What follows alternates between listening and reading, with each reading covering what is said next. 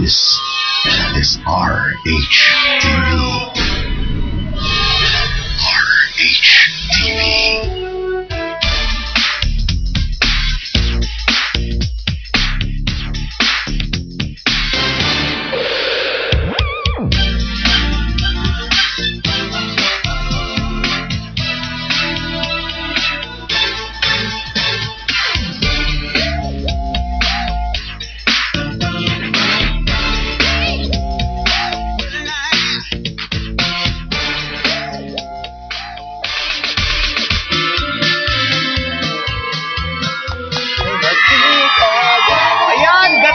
Yan, 108 days to go before Christmas.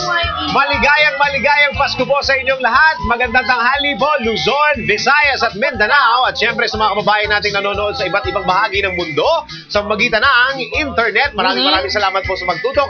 At magandang gabi sa lahat ng mga nakatutok sa ibang bansa na gabi na. Magandang hapon na dyan sa inyo. Ayan, magandang tanghali po sa inyong lahat. Ito na po ang programang umi-ere tuwing alas 11. Ito ang Completos Regalos! Tanghali po sa inyong lahat. Ilang days to go? 108 days to go. 308. Alam mo, 108 tapos sakto September 8 today.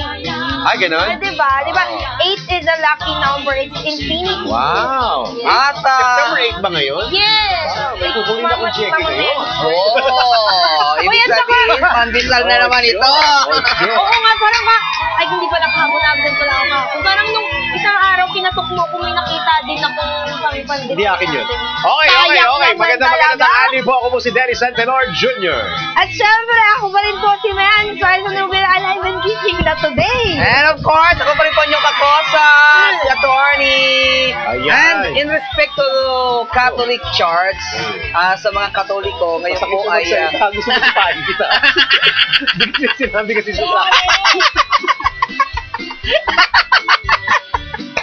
birthday po ngayon ni Mama Mary. So, happy birthday. Happy birthday. Ayan, dali lang. Kaya talagang pinilit ko talagang gumaling at pumasok ngayong araw na to.